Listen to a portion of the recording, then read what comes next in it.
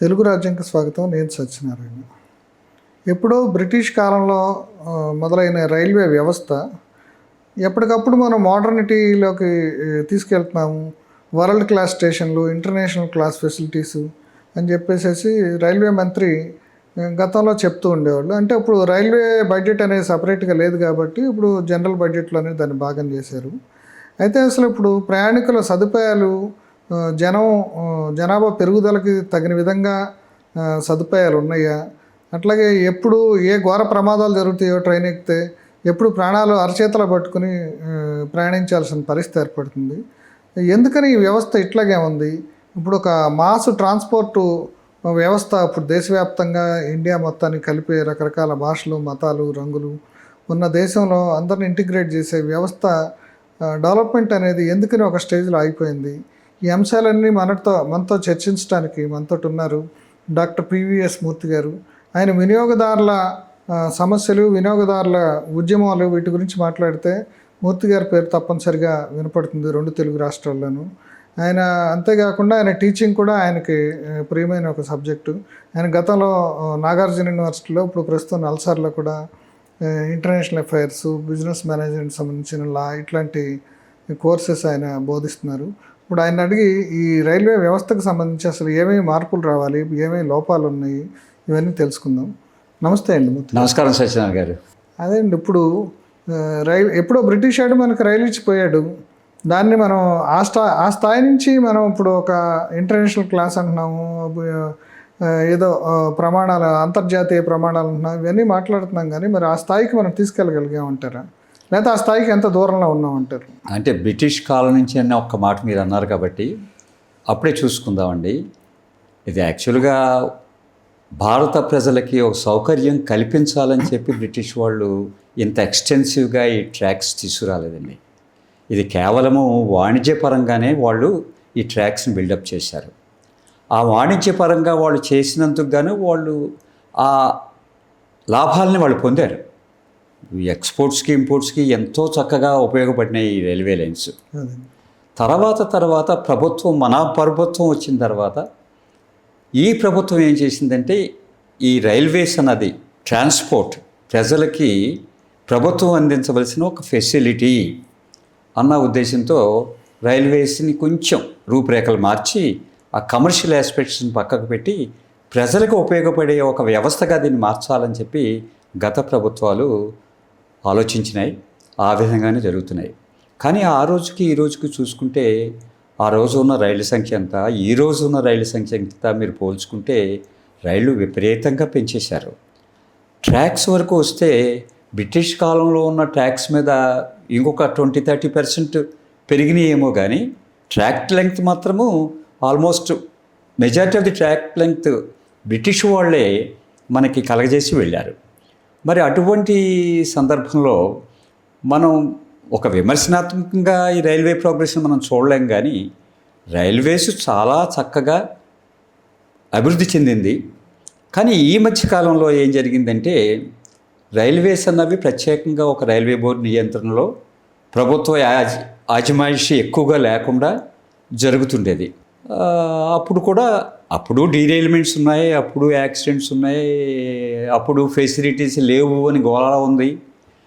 అయినప్పటికీ కూడా ఈ టెక్నాలజీ అడ్వాన్స్ అయిన తర్వాత, టికెట్ రిజర్వేషన్ సిస్టంలో మార్పులు వచ్చిన తర్వాత, కొన్ని స్కీమ్స్ ప్రభుత్వం ప్రవేశపెట్టిన తర్వాత, ఒక్కొక్క స్కీమ్ గురించి తర్వాత మీరు అడిగితే నేను చెప్తాను. ఈ రకంగా వచ్చింది కాబట్టి రైల్వేస్ పురోభివృద్ధి సాధించింది అని చెప్పడంలో అనుమానం లేదు. కానీ వినియోగదారులకు అలాగే వినియోగదారుల సంక్షేమాన్ని కాంక్షించి ఎన్ని రకాలైన స్కీములు వీరు తీసుకొచ్చారని కనుక మనం మాట్లాడుకోవాల్సి వస్తే కొంచెం డిసప్పాయింటింగ్గానే ఉందని చెప్పాల్సి ఉంటుంది. అదే ఇప్పుడు జనరల్గా ప్రయాణికుడు ఆశించేది ఏంటంటే, మనం ట్రైన్ ఎక్కినప్పుడు అంటే బుకింగ్కి మనకి తొక్కిసలాట్లా పోకుండా ఫ్రీగా టికెట్ దొరకాలి. నెక్స్ట్ ట్రైను పరిశుభ్రంగా ఉండాలి, టాయిలెట్స్ పరిశుభ్రంగా ఉండాలి. ఈ ట్రైన్లో మన గమ్యస్థానం వెళ్ళే లోపల ఏమి యాక్సిడెంట్లు జరగకుండా మనం సేఫ్గా అక్కడికి వెళ్ళాలి. అంటే బేసిక్గా ప్రయాణికుడు ఇంతే ఆశిస్తాడు. దీనికి అదనంగా ఏంటంటే ఇక ఆహార పదార్థాలు మధ్యలో ఉన్న అవి క్వాలిటీ ఉండాలని ఆశిస్తాడు. వీటిలో ఎంత మేరకు ఇప్పుడున్న పరిస్థితులకి అంత నిరాశాజనకంగానే ఉంది. ఇప్పుడు నేను చెప్పిన ఆస్పెక్ట్స్లో 3 ఆస్పెక్ట్స్లో అవునండి. దాన్ని ఏం చేస్తే బాగుంటుంది? ఇప్పుడున్న లోపాలు ఏంటి? ముఖ్యంగా మీరన్న అన్నిటిలోకి నాకు స్ట్రైకింగ్గా సమాధానం చెప్పాలని అనిపించింది ఏంటంటే, ప్రమాదాలు జరగకుండా అదే గమ్యానికి చేర్చగలిగే ఒక వ్యవస్థని ప్రతి ప్రయాణికుడు కోరుకుంటాడు. అదే రైలు ఎక్కిన తర్వాత ఏమవుతుందని భయపడితే అవును వెళ్ళలేం కదా దాంట్లోకి. అవును ప్రస్తుతం ఉన్న అన్ని ప్రయాణాల్లోకి అతి చౌకైన ప్రయాణం ఏదంటే రైలు. గతంలో రైల్వే బోర్డు నియంత్రణలో ఉన్నప్పుడు వాళ్ళు ఏం చెప్పేవారంటే, పాసింజర్ ట్రాఫిక్ మీద మాకు అంతా నష్టమే వస్తుంది, అసలు బ్రేక్ ఈవెన్ కూడా రావటం లేదు. అదే మరి గూడ్స్లో అయితే వీఆర్ మేకింగ్ మనీ. మరి ఇక రైల్వేస్ కూడా నడవాలి, లక్షలాది మంది ఎంప్లాయీస్ ఉన్న ఈ వ్యవస్థను నడిపించాలంటే మరి దానికి కూడా ఎక్కడో చోట రావాలి. కానీ ఎవ్రీ టైం ప్రభుత్వం నుంచి ఏం చేస్తారు మీరు, మాకు సహాయం ఎలా చేస్తారని చూడాల్సిన పరిస్థితి ఏర్పడుతుందని ఆనాడు అనేవారు. మరి ఇప్పుడు సడన్గా ఈ నిర్ణయం చేయటం ఎందుకో తెలియదు, కానీ బడ్జెట్ని కలిపేశారు. రైల్వే బడ్జెట్ని సాధారణ బడ్జెట్ని కలిపేసి వీళ్ళు ఇన్ని లక్షల రూపాయలు రైల్వేస్కి కేటాయించామని చెప్తున్నారు. కేటాయింపులు బాగుంటాయి, కేటాయింపులు అనేవి చూడగానే ఈ సంవత్సరం చూస్తే మీరు 2 లక్షల పైచిలుక కోట్లు రైల్వేస్కి కేటాయించారు. అది మెచ్చుకోదగ్గ విషయం. ఇందులో 1,00,000 కోట్ల పైబడి పాసెంజర్ సేఫ్టీకే ఇస్తూ ఉన్నారు. గత బడ్జెట్లోనూ అదే చెప్పారు, అంతకుముందు బడ్జెట్లోనూ అదే చెప్పారు. మరి ఈ అలొకేషన్ చేసింది నిజంగా దానికి ఖర్చు పెడుతున్నారా లేదంటే పారదర్శకత లేదు. ఎవరు దీనికి సమాధానం చెప్పలేరు. మనం రైట్ టు ఇన్ఫర్మేషన్ యాక్ట్ ప్రకారము రాస్తే వచ్చే సమాధానం కూడా పూర్తి వివరాలతో రాని పరిస్థితి ఈరోజు నెలకొని ఉంది. రైట్ టు ఇన్ఫర్మేషన్ యాక్ట్ కూడా చూడండి, అసెంబ్లీలో పార్లమెంట్లో ప్రశ్నలు, ఒక సభ్యుడు ప్రశ్న వేస్తే సమాధానం, మొదటి ప్రశ్నకు సమాధానం లేదండి, రెండవ ప్రశ్నకు సమాధానం అవునండి, మూడవ ప్రశ్నకు చెప్పలేము. ఇది ఎవరికి ఏమర్థమవుతుందండి ఇటువంటి సమాధానాలతో? ఇదే రైట్ టు ఇన్ఫర్మేషన్ యాక్ట్ స్థాయి కూడా ఈ రకంగా దింపేయదలుచుకుంటే, first question yes, second question not possible, ఈ రకంగా ఇస్తుంటే ప్రశ్న ఎందుకు అడిగాడు? సమాచారం కోసం అడిగాడు. ఇలాంటివి రావట్లేదు. పైగా పోనీ వాళ్ళ వెబ్సైట్స్లో డేటా అంతా ఉంటుందా, మనం పరిశీలించి తీసుకోవచ్చా అంటే లేదు, డేటాలు దొరకవు. ముఖ్యంగా ప్రభుత్వ నిర్వహణలో ఉన్న ఒక డిపార్ట్మెంట్, శాఖ ఏదైనా సరే అప్డేషన్ ఆఫ్ డేటా అన్నది లేదు. దాంతో ఏమవుతుంది, వినియోగదారుడికి ఆ విషయాలు తెలియట్లా. ఆ విషయాలు తెలుసుకోవాలని అనుకుంటే మళ్ళీ ఇంకెవరినో ఇంకో రకంగానో ఆశ్రయించాల్సిన పరిస్థితి ఏర్పడుతుంది. ప్రతి ఒక్కరు కోర్టుకు వెళ్ళి సమాధానం ఇప్పించండి వాళ్ళతో అని చెప్పడానికి అవకాశం లేదు. ఇటువంటి పరిస్థితుల్లో బడ్జెట్ ఎంత కేటాయించారు అన్నది ఆనందదాయకమైన విషయమైనా, ఎక్కువ దగ్గర చేస్తే ఆనందదాయక, రైల్ సేఫ్టీకి ఇచ్చేశారని. బట్ మీకు ఒక విషయం మీ దృష్టికి తీసుకొస్తాను. 1,00,000 కోట్ల రూపాయలు బహుశా ఒక 5 సంవత్సరాల కాలం కోసం వీళ్ళు కేటాయిస్తే, 1 సంవత్సరం కాలం కోసం కేటాయించారో లేకపోతే వచ్చే 5 ఇయర్స్కి కేటాయించారో అన్నది పక్కన పెడితే, అసలు ఆ డబ్బు దీనికోసం ఖర్చు చేస్తున్నారా లేదా అన్నది ముఖ్యమైన విషయం. అలొకేట్ చేసి ఖర్చు అయిపోతే ఏంటి? ఉదాహరణకు మరి ఈ సందర్భంలో అది చెప్పడం ఎంతవరకు సమంజసమో నాకు తెలియదు, కానీ కన్స్యూమర్ వెల్ఫేర్ ఫండ్ అని ప్రభుత్వమే క్రియేట్ చేసింది. ఈ కన్స్యూమర్ వెల్ఫేర్ ఫండ్లో 1% ఆఫ్ ఇన్కమ్ ఫ్రమ్ జిఎస్టీ, అంటే ఒక్కొక్క నెలలో 1,00,000 కోట్ల రూపాయలు పైబడి జిఎస్టీ వసూలు చేస్తున్నారు. అందులో 1% కన్స్యూమర్ వెల్ఫేర్ ఫండ్కి ఇవ్వాలి అన్నది ఒక ప్రాతిపదిక. ఇస్తున్నారా? ఇస్తుంటే ఎవరికి ఇస్తున్నారు? ట్రాన్స్పరెన్సీ, పారదర్శకత లేదు అని మీకు చెప్పడానికి కారణం ఇది. ఎవరికి వెళ్తుంది అది? ఫైనాన్స్ మినిస్ట్రీకి వెళ్ళిపోతుంది. ఇంటర్న్ ఫైనాన్స్ మినిస్ట్రీ వాళ్ళు కన్స్యూమర్ అఫైర్స్ మినిస్ట్రీకి ఆ డబ్బుని కేటాయిస్తున్నారా? కన్స్యూమర్ అఫైర్స్ మినిస్ట్రీ కనుక ఆ డబ్బు రాకపోతే కన్స్యూమర్ వెల్ఫేర్ మీద వాళ్ళు ఎలా ఖర్చు చేస్తారు? మీరు 1% అని ఘనంగా చేసినప్పుడు 1,00,000 కోట్ల రూపాయలు మీరు జిఎస్టీ కలెక్షన్ ఉన్నప్పుడు 1% of GST is not a small amount. ఈ అమౌంట్ ఎక్కడికి వెళ్తుంది? ప్రభుత్వానికి పారదర్శకంగా ఉండే బాధ్యత ఉంది, అది రాజ్యాంగమే చెప్తుంది. ఎటువంటి విషయాన్ని కూడా ప్రజల నుంచి దాచలేరు, దాచకూడదు. అదే ఇప్పుడు మనం కన్జ్యూమర్ సేఫ్టీ, అదే రైల్వే ప్రయాణికుడి సేఫ్టీకి వెళ్దాం. వస్తే రైల్వే సేఫ్టీ కూడా, ఈ రైల్వే సేఫ్టీ మీద ఎంత ఖర్చు పెడుతున్నారు అన్నది కంపారిజన్ తీసుకురావడం కోసం నేను కన్జ్యూమర్ వెల్ఫేర్ ఫండ్ చెప్పాను. అదే అదే అదే ఎంత ఖర్చు పెడుతున్నారు, ఎవరికి ఇచ్చారు, అది ఏ అంశం మీద ఖర్చు పెడుతున్నారు, ఇటువంటివేమీ కూడా ప్రజలకి తెలియట్లా. ఇప్పుడు ఉదాహరణకు యాంటీ కొల్యూషన్ కవచ్ అని ఒక స్కీమ్ తీసుకొచ్చారు. అదే ఇది 2012వ సంవత్సరంలో బహుశా ఈ కవచ్ మొట్టమొదటిసారిగా ట్రయల్ వేశారు. అప్పటి నుంచి ఇప్పటి వరకు ఆ ట్రయల్స్ కొనసాగుతూనే ఉన్నాయి. అంటే పుష్కర కాలం. అవునండి. మరి ఈ సందర్భంలో 2022లో కవచ్ ప్రారంభించినప్పటి నుంచి మనం స్టాటిస్టిక్స్ తీసుకుంటే డేటా కూడా క్లియర్గా కనిపించట్లేదు. అదే 144 లోకోమోటివ్స్కి ఈ కవచ్ సిస్టమ్ పెట్టారని, 1445 రూట్ కిలోమీటర్స్ మీద ఇది అమలు జరుగుతుందని, 134 రైల్వే స్టేషన్స్కి ఇచ్చారని. మరి వేలాది రైల్వే స్టేషన్స్ మన రైల్వే పరిధిలో ఉన్నప్పుడు కేవలము ఈ ఇప్పుడు నేను ఇచ్చిన ఫిగర్స్, ఇవి కూడా కరెక్ట్ ఫిగర్స్ అని నేను చెప్పడం లేదు, బట్ ఇవి ఫిగర్స్ అవైలబుల్గా ఉన్నవి. చేస్తుంటే ఎందుకు అతి ముఖ్యమైన మీరు 1,00,000 కోట్ల రూపాయలు కేవలం ప్యాసింజర్ సేఫ్టీ కోసం ఇస్తానన్నప్పుడు దానికి ఏం ప్రయారిటీ ఇచ్చారు మీరు అని రైల్వేస్ని మనం అడగాల్సిన పరిస్థితి ఉంది ఈరోజు. ఇవన్నీ మాట్లాడుతూనే ఇంతంత ఫండ్స్ ఇస్తూనే గత సంవత్సర కాలం నుంచి, అంటే 12 నెలల కాలంలో, ఇప్పుడు నేను మాట్లాడుతున్న నుంచి గత 12 నెలల కాలంలో 7 యాక్సిడెంట్లు జరిగినాయి, 4 డీరైల్మెంట్స్, 3 హెడ్-ఆన్ కొలిజన్స్. అది ఎలా జరిగింది అసలు? మొట్టమొదటి కోరమాండల్ ఎక్స్ప్రెస్ బాలాసోర్ ప్రాంతంలో జరిగిన యాక్సిడెంట్లో 300 మంది చనిపోయినప్పుడు ఆ ఎంక్వైరీ ఆర్ ఇన్వెస్టిగేషన్ రిజల్ట్స్ ఎక్కడ మీరు ప్రజలకు అందించారు? అది ఇంకా సాగుతూనే ఉంటుందా? ఇంకా కొంతకాలం సాగాల? అదే కొంత సమాచారం కూడా తొక్కి పెడుతున్నారు అనేది కూడా మరి అలా అనిపిస్తుందండి. వాళ్ళు తొక్కి పెడుతున్నారో లేదో, లేకపోతే సమాచారం లేదో మనం చెప్పలేము, కానీ ఇటువంటి జరుగుతుంది. మరి అటువంటిప్పుడు ఆ Coromandel express another fast moving express ఒక గూడ్స్ ట్రైన్తో ఢీకొన్న ఫలితంగా 3 ట్రైన్లు దాంట్లో వచ్చినాయి. అప్పుడు వచ్చింది కవచ సిస్టమ్ ఏమైంది అని అడిగారు. కవచ సిస్టమ్ ఏమైంది అంటే దానికి సమాధానం లేదు. అక్కడ ఆ ట్రాక్స్ మీద అది ఇంప్లిమెంట్ చేయలేదు అంటారు. అసలు ఇది కవచ సిస్టమ్కి సంబంధించింది కాదు, సిగ్నలింగ్లోనే అతను రాంగ్ ట్రాక్లో గవర్నమెంట్ని డైరెక్ట్ చేశాడు అంటారు. ముందేమో మ్యాన్మేడ్ మిస్టేక్ అన్నారు, తర్వాత టెక్నికల్ మిస్టేక్ అన్నారు. ఇలాగ రకరకాలుగా మాట్లాడటంలో ఏమవుతుందంటే ప్రజలకు అనుమానం వస్తుంది, వీళ్ళు నిజాలు చెప్తున్నారా లేదా అని. We want the facts.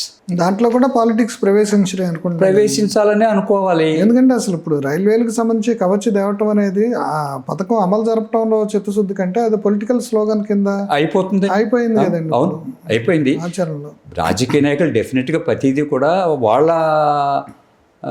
Benefit కోసం ఉపయోగించుకుంటారు దీన్ని. బట్ మనకు అది కాదు. మేము సేఫ్గా ఉన్నామా లేదా, ట్రైన్లో వెళ్తే రైలు ప్రయాణంలో మేము సురక్షితంగా ఉన్నామా లేదా, ఇది కావాలి కదా. ఇప్పుడు ఏమైంది, వందే భారత్ అని ఒక చక్కటి కార్యక్రమాన్ని తీసుకొచ్చారు. అది ఇండిజినస్లీ మేడ్ కోచెస్, అవి అద్భుతం. ఇంటిగ్రల్ కోచ్ ఫ్యాక్టరీ వాళ్ళు తయారు చేసింది. అది బాగానే వెళ్తుంది విపరీతంగా. అంటే ఫాస్ట్ మూవింగ్ ట్రైన్స్లో వందే భారత్ అని ఒక ఫాస్ట్ మూవింగ్ ట్రైన్గా, ఎందుకంటే దానికి నెంబర్ ఆఫ్ హాల్స్ కూడా తక్కువ, లైక్ చేస్తున్నాం. కానీ దీనివల్ల ఏమైంది, ఇండైరెక్ట్గా మీరు పాసింజర్ ఫేర్స్ పెంచేశారు. చాలా అబ్నార్మల్గా ఉన్నాయి. అంతేకాకుండా కంపారిటివ్గా కొన్ని డిస్టెన్స్లో చూస్తే వేరే ట్రైన్స్ దీనికంటే ముందు వెళ్తున్నాయి, ఆ ఛార్జెస్ తక్కువగా ఉన్నాయి అనేది కూడా విమర్శ వస్తుందండి. అంతేకాదండి, అంటే ఇది ఎంతవరకు నిజం నాకు తెలియదు, కానీ ఆ నోట ఈ నోట నేను విన్నది ఏంటంటే వందే భారత్ సకాలంలో డెస్టినేషన్కి చేరడానికి అవసరమైతే మిగతా ట్రైన్లు పక్క పెట్టేయండి అన్న అది కూడా సూచనలు కూడా ఉన్నాయి. నేను కూడా విన్నానండి. ఇది ఒకటి, రైల్వే సేఫ్టీతో ఎన్ని ముడిపడి ఉంటాయి. ఇంకొకటి ఏం చెప్తున్నారంటే ట్రాక్స్ పెద్దగా రాలేదు, ఉన్నవే కొంచెం పెంచాం, 30,000 కిలోమీటర్లు పెంచామని అనుకుందాం స్వతంత్రం వచ్చిన తర్వాత. ఈ ట్రాక్స్ మీద ఆ 2 లెఫ్ట్ సైడ్ ఒకటి రైట్ సైడ్ ఒకటి ఉంది, థర్డ్ ట్రాక్ డెడికేటెడ్ ట్రాక్ అని చెప్పి గూడ్స్ ట్రైన్స్కి ఇద్దామని అనుకుంటున్నారు. ఇది మన కన్స్ట్రెంట్స్. ఇవి నెంబర్ ఆఫ్ ట్రైన్స్ పెంచుతున్నారు, కొత్త ట్రైన్స్ ఇంట్రడ్యూస్ చేస్తున్నారు. ఆ ట్రైన్స్ అదే ట్రాక్ మీద వెళ్ళాలి కదా.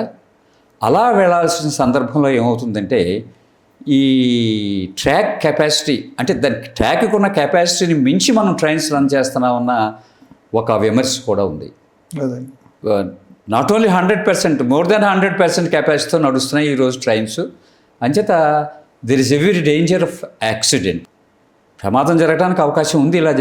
అంతే కదండి. ఇప్పుడు ఈ విషయం మనకు నిజంగా మన మైండ్లోకి కనుక ఎక్కితే ట్రైన్ ఎక్కాలంటే భయపడాలి కదా. ఎందుకంటే ఇప్పుడు రోడ్లు కూడా అంతే అయింది. దేశంలో ప్యాసింజర్ కార్లు బ్రహ్మాండంగా డెవలప్ చేశారు, దానికి తగిన రోడ్లు లేవు. సిటీస్లో చాలా చోట్ల చూస్తున్నాం అవి తిరగటానికి. సేమ్ ఇది కూడా అంతే, ట్రాక్ లేకుండా నువ్వు ట్రైన్స్ ఇంట్రడ్యూస్ చేస్తే అవి ఎక్కడ తిరగాలి? గాలిలో తిరగవు కదా. ట్రాఫిక్ జామే, మళ్ళీ అక్కడ కూడా ట్రాఫిక్ జామే అవుతుంది. అంతే కదండి. ఇక్కడ ఏమాత్రమైన చిన్న పొరపాటు జరిగితే ఆపరేషనల్ మిస్టేక్స్ ఖచ్చితంగా యాక్సిడెంట్ అవుతుంది. అది వందల మంది చచ్చిపోతారు, మామూలుగా కాదండి. ఇప్పుడు ఏదో మామూలు బస్సు యాక్సిడెంట్ అయితే 2, 3, 10 మంది, 30 మంది, 40 మంది చచ్చిపోతారు. అట్లా కాదు కదా, వందల మంది చనిపోవటం మనం గమనిస్తున్నాం. అవునండి. ప్రాక్టీస్ గత 3-4లో 4 డీరైల్మెంట్లు చూసాం.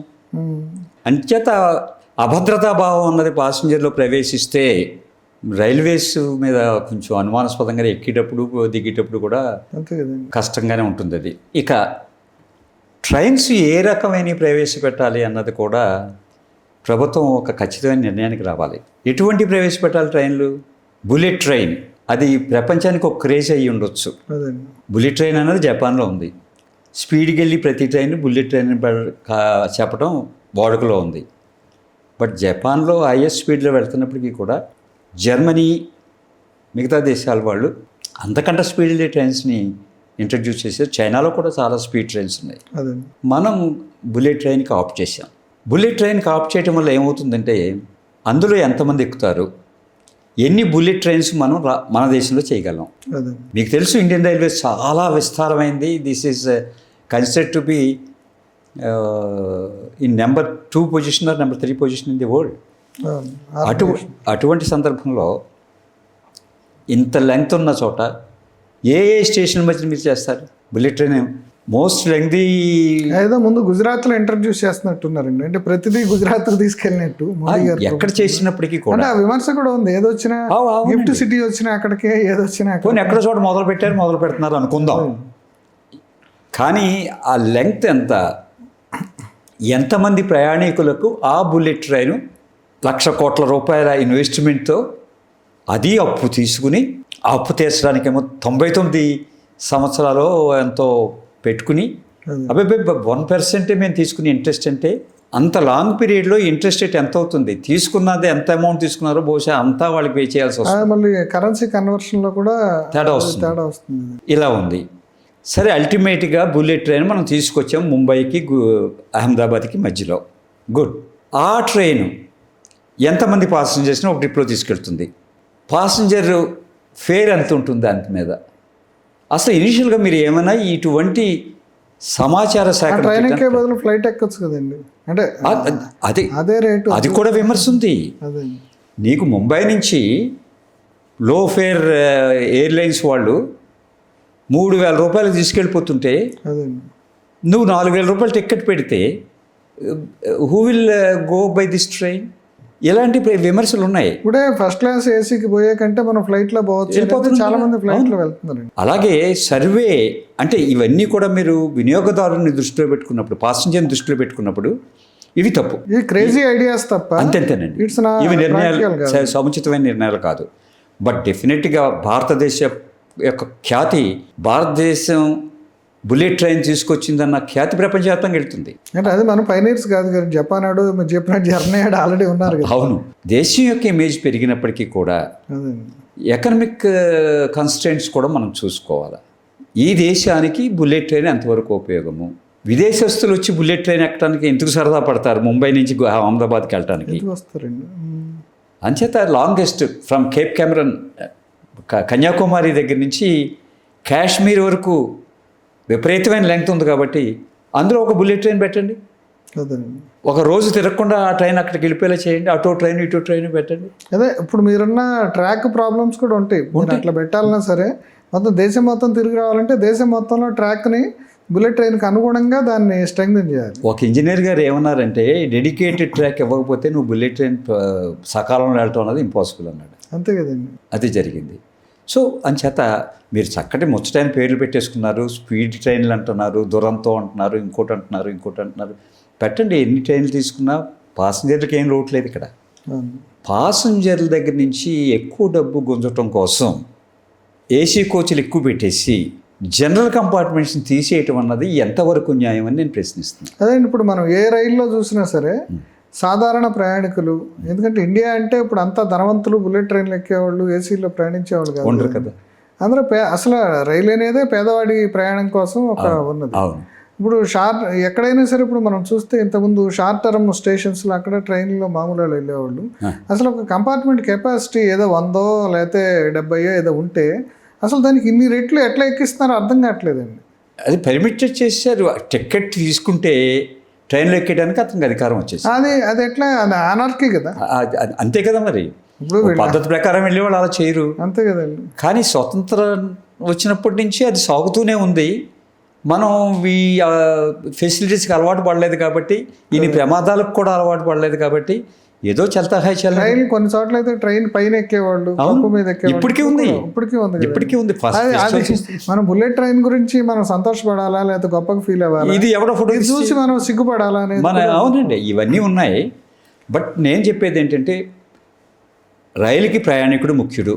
వాళ్ళు ఏం పేర్లు పెట్టారన్నది మాకు అక్కర్లేదు. అదే మీరు ఏదన్నా పేరు పెట్టుకోండి, మమ్మల్ని డెస్టినేషన్కి సేఫ్గా తీసుకెళ్తారా, ట్రైన్ ఎక్కిన తర్వాత మాకు కావాల్సిన కంఫర్ట్స్ అన్నీ అందులో ఉన్నాయా అని. నాకు ఇంకా గుర్తండి, ఈ రోజుకి నేను కన్స్యూమర్ కమిషన్లో మెంబర్గా ఉన్నప్పుడు ఒక కన్స్యూమరు ఒక 24 hours I had hell in the train, నరకాన్ని అనుభవించాను, ఫ్యాన్లు ఎరగలేదు, చెడు వాసన టాయిలెట్స్ నుంచి, విపరీతమైన మనోవేదన అని చెప్పి రాశాడు. ఇప్పుడు మన అందరి అనుభవం కూడా అదే కదండి. మనం ఈవెన్ చైర్ కార్లు ఏసీలో వెళ్ళినా సరే ఆ టాయిలెట్స్ నుంచి దుర్గంధం రావటం. ఏదో లాలూ ప్రసాద్ ఏదో 3 బెర్తులు కనిపెట్టాడు, ఆయన ఐఏఎం వాళ్ళు పిలిచి ఆయన ఏదో ఆయన దగ్గర పాఠాలు నేర్చుకున్నారు. అంతే ఎంత క్రూడ్ ఐడియానా అనేది ఇప్పుడు అర్థమవుతుంది. ఇప్పుడు మన దీంట్లో కూడా 3 సీట్లు పెట్టారు, ఒకళ్ళ ఒళ్ళో ఒకళ్ళు కూర్చోడు. అంతే. అసలు ఇది ఎట్లా అవుతుంది? ఇది ఐఏఎంలో స్టూడెంట్స్కి అదే నేర్పుతారా మీరు? అంటే దొంగ పనులు చేసి డబ్బులు సంపాదించండి. వందే భారత్ ట్రైన్లో మీరు ఎంత స్పీడ్ వెళ్తుందని ఆనందిస్తున్నారు, కానీ పక్కడు కాళ్ళు తక్కకుండా మీ సీట్లో మీరు కూర్చోలేరు. There is no leg space. అది ఇంపార్టెంట్ కదా. నువ్వు ఐఏఎంలో రాబోయే మేనేజర్స్కి నువ్వేమో నేర్పుతున్నావు గ్లోబలైజేషన్ నేపథ్యంలో. పోయి లాలూ ప్రసాద్ ఏదో ఇట్లాంటి క్రూడ్ మెథడ్స్ ఒక్కొక్క రకంగా చేశారండి. వీళ్ళెవరో వాళ్ళు ఏదో చేయదలుచు దాన్ని మనం చాలా గొప్పగా చెప్పుకుంటున్నాం. 3 బెర్తులు పెట్టాడు, దానివల్ల ఇన్కమ్ పెరిగింది అన్నట్టుగా పెట్టారు. కానీ అసలు నీ కంఫర్ట్ అంటే వాల్యూ ఫర్ మనీ, నువ్వు డబ్బులు వసూలు చేసి వాడికి కంఫర్ట్ ఇవ్వాలి కదా. ఇప్పుడు ప్యాసింజర్ దగ్గర అది మినిమం బిజినెస్ న్యాయం కదా, బిజినెస్ ఎథిక్స్ కూడా వ్యతిరేకం కదా. దాన్ని గొప్పగా చెప్పుకున్న దేశం లాగా తయారైంది. అంతేనండి. తర్వాత ఈ పాసింజర్లని ఇల్ ట్రీట్ చేస్తున్నారు. ముఖ్యంగా మీరు దుర్మార్గం ఏంటంటే ఈ రైల్వే నిర్వహణలో dynamic pricing and Tatkal introduction. Tatkal ఏంటి, దేనికది? ఈ రోజు ప్రయాణం చేసేవాడికి మామూలు ఆర్డినరీ ఫేర్ కంట 3 రెట్లు వసూలు చేసి వాళ్ళకి ఇవ్వటం అన్నది తత్కాల్ అన్నది ఒక పద్ధతి అయితే, రెండవది టైం దగ్గరికి వచ్చేసే కొద్దీ ట్రైన్ రేట్లు పెరిగిపోతుంటాయి. డైనమిక్ ప్రైసింగ్ అని పేరు పెట్టారు.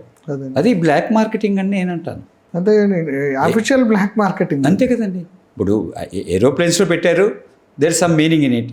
మీనింగ్ అనే ఏం లేదు, అప్పట్లో ఎయిర్లైన్స్ చేయాలని. రైల్వేస్ గవర్నమెంట్ రన్ చేస్తున్నది ఇది, ఈ వ్యవస్థ. ఈ గవర్నమెంట్ వ్యవస్థలో కూడా వీళ్ళు అప్పుడో రేటు ఇప్పుడో రేటు అని చెప్తే అంటే నెమ్మదిగా వీళ్ళు కూడా మార్కెట్ వైపు పంపించాలి, ప్రైవేటైజ్ చేయాలని ఆలోచనతోటి ఏమి చేస్తున్నట్టుందండి. జనరల్గా రూల్ ఒకటి ఉందండి మన మిక్స్డ్ ఎకానమీలో. రూల్ ఏంటంటే let the market decide the price. మరి ఇప్పుడు వెజిటబుల్స్ ఏమైనాయి మార్కెట్ డిసైడ్ చేస్తే? Potato, tomato, onion market decide చేస్తుంది. 100 రూపాయలకి వెళ్ళిపోయింది కేజీ. సామాన్యుడు ఎలా బతుకుతాడు? అంచేత మీరు జనరల్ బోగిల్ని మీరు తగ్గించొద్దు, రీజనబుల్గా మీరు ఫేర్ వసూలు చేసుకోండి, అది తప్పని నేను అంటలేదు. బట్ డైనమిక్ ప్రైసింగ్ కానీ తత్కాల్ కానీ indirect schemes to make money, వీటి గురించి మరి మీరు పునరాలోచన చేయాలి ఈ రైల్వేస్ అని చెప్పి నేను కోరుకుంటున్నానండి. అదండి. ఇంకోటి ఫుడ్ అండి. జనరల్గా ఏంటంటే ట్రైన్లో మనం వెళ్ళటం అంటే were compelled to buy food. Train IRTC కానీ అసలు మనకి ఎప్పటి నుంచి చూసినా ఆ ఫుడ్ అసలు ఎంత మాత్రం తినడానికి వీలుగా ఉండదు. మన అందరూ ఎక్స్పీరియన్స్ కూడా అదే. ఇప్పుడు ఏదో ఐఆర్టీసీ సొంతంగా దాని షేర్లు కూడా అమ్ముతున్నారు, దాన్ని మార్కెట్లో తీసుకొచ్చారు, లాభాలు వస్తున్నాయి అంటున్నారు. కానీ ఫుడ్ క్వాలిటీ మాత్రం మారలేదు. పైగా ఇప్పుడు కన్స్యూమర్ కమిషన్లో ఐఆర్సిటీసీ మీద చాలా కేసులు పడ్డాయి. అండ్ కమిషన్స్ కూడా వాళ్ళకి పెనాల్టీ రూపేణా వేస్తున్నారు. బట్ వ్యవస్థనే మార్చుకోగలిగితే కన్స్యూమర్ కమిషన్లో జడ్జిమెంట్ కోసం వెయిట్ చేయాల్సి అసలు ఎన్ని జడ్జిమెంట్లు వచ్చినా మీరు ఎన్ని శిక్షలు వేసినా అది అలాగే ఉంటుంది. అది మారలేదు కదండి. వాడు అవసరమైతే ఫైన్ కడతాడు. ఇప్పుడు మనకి ట్రాఫిక్లో కనుక రాంగ్ రూట్లో వెళ్ళటం అలవాటైనాడు, జేబులో డబ్బులు ఉన్నాయి అనుకోండి, కట్టి రోజు రాంగ్ రూట్లోనే పోతాడు. అవును. ఇప్పుడు అంటే ఒక గవర్నమెంట్ ఆధ్వర్యంలో పనిచేసే సంస్థ కూడా ఆ రకంగా దిగజారితే ఇంకా ఎవరిని అడగాలి? ఇప్పుడు ప్లాట్ఫామ్ మీద అమ్మే ఆహార పదార్థాలు, రైల్లో అమ్మే ఆహార పదార్థాలు, రన్నింగ్ ట్రైన్లో ఎంత డస్ట్ అక్యూములేట్ అవుతుందో, దాని మీద FSSAI నిబంధనలు ఏం వర్తిస్తాయో, అది it is not totally sealed అండి. ఆ ప్యాంట్రీ కార్ మామూలుగా గాలి ధూళి అన్నీ లోపల ప్రవేశిస్తూనే ఉంటాయి. అటువంటి పరిస్థితుల్లో మనం అక్కడ ఆహారాన్ని భుజిస్తున్నాం. మరి ఈ విషయాలని జాగ్రత్తగా తీసుకుంటే రైల్వేస్ డెఫినెట్గా వినియోగదారుడికి కంఫర్ట్, సేఫ్టీ అన్నీ ఉంటాయి. సేఫ్టీ అన్నది కేవలం యాక్సిడెంట్ ఫ్రీయే కాదు. సేఫ్టీ అన్నది ఫుడ్ సేఫ్టీ, వాటర్ సేఫ్టీ, ఇవన్నీ సేఫ్టీలే కదా. Is luggage is stolen. కూడా తీసుకెళ్తున్న ప్రయాణంలో ఉన్న లగేజ్ కూడా పోతుంది. అది కూడా ట్రైన్లో అసలు కొన్ని రాష్ట్రాల్లో అయితే అసలు మనం కూర్చున్న సీట్లో, మనం రిజర్వ్ చేసుకున్న సీట్లో మనం కూర్చోవడం లేని పరిస్థితి లేదు. మరి ఇటువంటి జాగ్రత్తలు తీసుకోవాలి కదా. జరుగుతున్నాయి జరిగిపోతుంది అంటే అలాగా, లేకపోతే చాలా పెద్ద వ్యవస్థ అండి, ప్రతి చిన్న విషయాన్ని మీరు ఇలా పాయింట్అవుట్ చేస్తారంటే మరి you are there only to look after those things. అది జరగట్లేదు. సో ప్రయాణికుడికి ప్రాముఖ్యత ఇవ్వనంత వరకు, అంటే ప్యాసింజర్ సెంట్రిక్ విధానాలు రానంత వరకు రైల్వేస్లో ప్రగతి సాధించిందంటే మిగతా విషయాల్లో సాధించవచ్చేమో, బట్ ప్యాసింజర్లుగా మనం ఆ ప్రగతిని చూడలేం. అదే. ఇంకా మీ దృష్టికి వచ్చిన అంశాలు ఏంటండి? మనం ఈ డిస్కషన్ క్లోజ్ చేసే ముందు ఇంకేమేం చెప్తారు? డిస్కషన్లో అంటే రైల్వేస్ గురించి మనం మాట్లాడుకునేటప్పుడు ముఖ్యంగా వచ్చేది కవచ్ అండి. అదే. ఈ కవచ్ సిస్టము ఇంప్లిమెంట్ చేసిందే మీరు పుష్కరకాలం అని అన్నారు. ఈ కాలంలో ప్రగతి సాధించలేకపోతున్నామంటే ఒకటి, ఆ డివైసు ఇండిజినస్లీ మనం తయారు చేసి పెట్టుకున్నాం. అది మనం కంపేర్ చేసుకుంటున్నాం. ది యాక్సిడెంట్ ఫ్రీ రైల్వేస్ ప్రపంచంలో ఎక్కడ ఉన్నాయంటే ప్రతి ఒక్కరు కూడా they are pointing out European region where the train journey is very very safe and we are imitating what they are doing.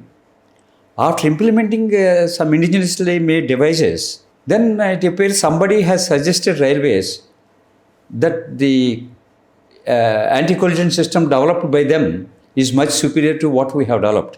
అందుచేత మనం అది తీసుకుందామంటే ఇప్పుడు మళ్ళీ వాటి కోసం అని చెప్పి ప్రభుత్వం కొద్దిగా రూట్ తీసుకుంది. దీనివల్ల ఏమవుతుంది, ఆ పాత ఇంప్లిమెంటేషన్ జరగదు, కొత్తగా చేసే చోట లేట్ అయిపోతుంది. అంటే ఇక్కడ ఇంకోటి కూడా ఉంటుంది ఏమనండి, అనుమానం ఏంటంటే యూరోప్లో జనాభా తక్కువ, యూరోప్కి సంబంధించి ఏ టెక్నాలజీ కానీ ఏది కానీ, నేను ఈ మధ్య US వెళ్ళినప్పుడు నేను విన్నాను, అమెరికన్స్కి పెద్ద స్కేలింగ్ చేయాలంటే వాళ్ళు భయపడతారు, వాళ్ళు ఎఫెక్టివ్గా చేస్తారు, కానీ అట్లా ఇప్పుడు యూరోప్లో తయారు చేసేది కూడా ఇక్కడ మన స్కేల్ చాలా పెద్దదండి. ఆ స్కేల్కి అప్లై అవుతుందా లేదా అనేది కూడా ఉంటుంది కదా.